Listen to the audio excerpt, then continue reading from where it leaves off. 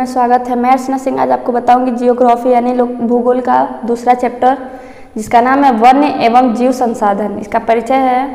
इस ग्रह पर हम सूक्ष्म जीवाणुओं और बैक्टीरिया, जोंक से लेकर वटवृक्ष, हाथी और ब्लू व्हेल तक करोड़ों दूसरे जीवधारियों के साथ रहते हैं। यह पूरा आवासीय स्थल जिस पर हम रहते हैं अत्यधिक जैव विविधताओं से भरा हुआ है। मानव और दूसरे जीवधारी एक जटिल पारिस्थितिक तंत्र का निर्माण करते हैं, जिसका हम मात्र एक हिस्सा हैं और अपने अस्तित्व के लिए इनके विभिन्न तत्वों पर निर्भर रहते हैं। जैसे उदाहरण के लिए वायु, जिसे हम सांस लेते हैं। अगर वायु ना हो तो हम जिंदा नहीं रह सकते हैं। नेक्स्ट टॉपिक है भारत में वनस्पति जात और प्राणी जाति। वास्तव में भारत जैव विविधता के संदर्भ में विश्व के सबसे समृद्ध देशों में से एक है। यहाँ विश्व की सारी जैव उपजातियों की 8% संख्या लगभग 16 लाख पाई जाती हैं। ये विविध वनस्पति जाति और प्राणी जाति हमारे हर रोज के जीवन में इतने गुथे हुए हैं कि हम इसकी कदर नहीं करते, परंतु पर्यावरण के प्रति हमारा असंवेदना के कारण पिछले कुछ समय से इन संसाधनों पर भारी दबाव पड़ा है। लगभग भारत में 10% वन्य वनस्पति जात और 20% स्तनधारियों को लुप्त होने का खतरा है।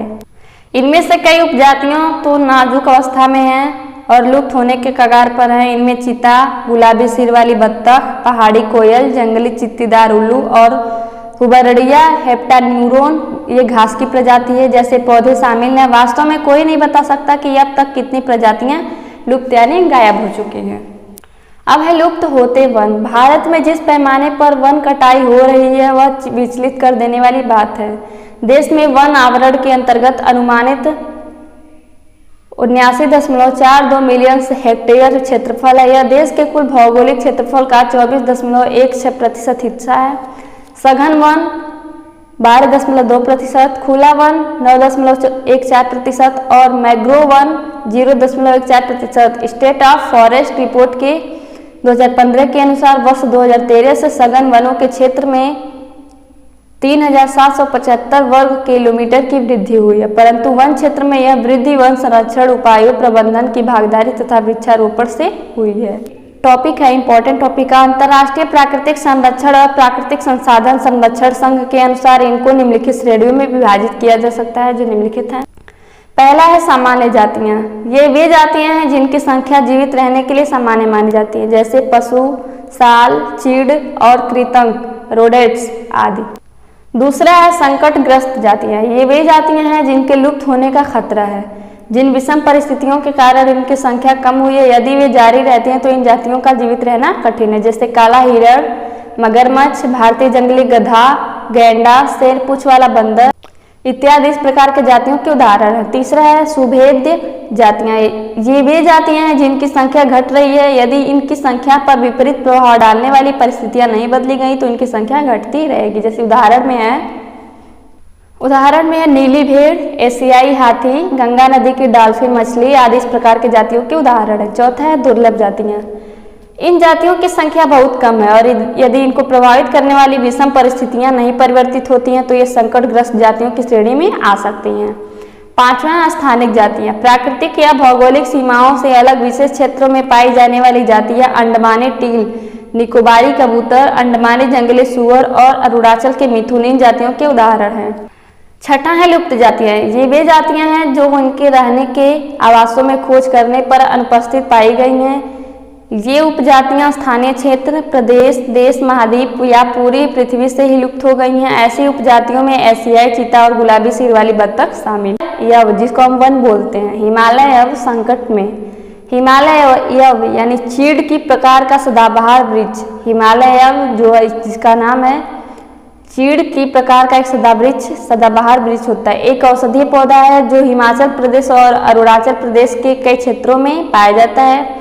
पेड़ की छाल, पत्तियों, टहनियों और जड़ों से टक्सोल नामक रसायन निकाला जाता है तथा इससे कुछ कैंसर रोगों के उपचार के लिए प्रयोग किया जाता है। इससे बनाई गई दवा विश्व में सबसे अधिक बिकने वाली कैंसर औषधि है। इसके अत्यधिक निष्कासन से इस वनस्पति जाति को खतरा पैदा हो गया है। पिछले एक दशक में हिमाचल प्रदेश और अरुणाचल प्रदेश में विभिन्न क्षेत्रों यव के हजारों पेड़ सूख गए हैं। अब है नेक्स्ट टॉपिक भारत में वन और वन्य जीवन का संरक्षण। वन्य जीवन और वनों में तेज गति से हो रहे हास्य के कारण इनका संरक्षण बहुत ही आवश्यक है। हास्य मतलब कमी।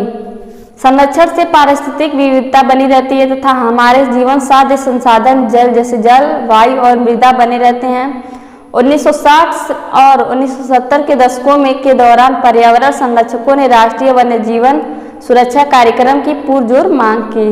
भारतीय वन्य जीवन रक्षण अधिनियम 1972 में लागू किया गया, जिसमें वन्य जीवों के आवास संरक्षण के अनेक प्रावधान थे। इस कार्यक्रम के तहत बची हुई संकटग्रस्त जातियों के बचाव पर, शिकार प्रतिबंधन पर, वन्य जीव आवासों का कानूनी रक्षण तथा जंगली जीवों के व्यापार पर रोक लगाने आदि पर प्रबल जोर दिया गया। केंद्रीय सरकार ने कई अनेक परियोजनाओं का भी घोषणा किया, जिनका उद्देश्य गंभीर खतरे में पड़े कुछ विशेष वन प्राणियों का रक्षण प्रदान करना था।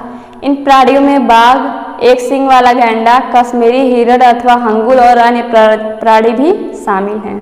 नेक्स्ट टॉपिक है वन और वन्य जीव संसाधनों के प्रकार और वितरण। भारत में अधिकतर वन और वन्य जीवन या तो प्रत्यक्ष रूप में सरकार के अधिकार क्षेत्र में है या वन विभाग या अन्य अधिक विभागों के जरिए सरकार के प्रबंधन में। इन्हें निम्नलिखित वर्गों में बांटा गया है। पहला है आरक्षित वन। देश में आधे से अधिक वन क्षेत्र आरक्षित वन क्षेत्र घोषित कर दिए गए हैं। जहां तक वन और वन्य प्राणियों के संरक्षण की बात है, आरक्षित वनों को सर्वाधिक मूल्यवान माना जाता है। जो वन आरक्षित हैं उनको अधिक मूल्यवान माना जाता है। दूसरा है रक्षित वन। वन विभाग के अनुसार देश के कुल वन क्षेत्र का 1/3 हिस्सा रक्षित है। इन वनों को और अधिक नष्ट होने से बचाने के लिए इनकी सुरक्षा की जाती है। तीसरा अवर्गीकृत वन। अन्य सभी प्रकार के वन और बंजर भूमि जो सरकार, व्यक्तियों और समुदायों के स्वामित्व में होते हैं, अवर्गीकृत वन कहलाते हैं। नेक्स्ट टॉपिक है समुदाय और वन संरक्षण। वन हमारे देश में कुछ मानव प्रजातियों के आवास भी हैं। भारत के कुछ क्षेत्रों में तो स्थानीय समुदाय सरकारी अधिकारियों के साथ मिलकर अपने आवास स्थलों के संरक्षण में जुटे हुए हैं, मतलब उसकी रक्षा करने में जुटे हुए हैं, क्योंकि इसी से ही दीर्घकाल में उनकी आवश्यकताओं की पूर्ति हो सकती है। सरिस्का बाघ रिजर्व में राजस्थान के गांवों के लोग वन्य जीव रक्षण अधिनियम के तहत वहां से खनन कार्य बंद करवाने के लिए संघर्षरत हैं। नेक्स्ट टॉपिक है लास्ट टॉपिक बाघ परियोजना। वन्य जीवन संरचना में बाघ टाइगर एक महत्वपूर्ण जंगली जाति है। 1973 में अधिकारियों ने पाया कि देश में 20वीं शताब्दी के आरंभ में बाघों की संख्या अनुमानित संख्या 55,000 से घटकर मात्र 1,827 रह गई है। बाघों को मारकर उनको व्यापार के लिए चोरी करना, आवासीय स्थलों का सिकुड़ना, भोजन के लिए आवश्यक जंगली उपजातियों की संख्या कम होना और जनसंख्या में वृद्धि बाघों की घटती संख्या के मुख्य कारण है। प्रोजेक्ट टाइगर है ये विश्व की बेहतरीन परियोजना है बाघ जीवन को बचाने के लिए। प्रोजेक्ट टाइगर विश्व की बेहतरीन वन्य जीव के परियोजनाओं में से एक है और इसकी शुरुआत 1973 ईस्वी में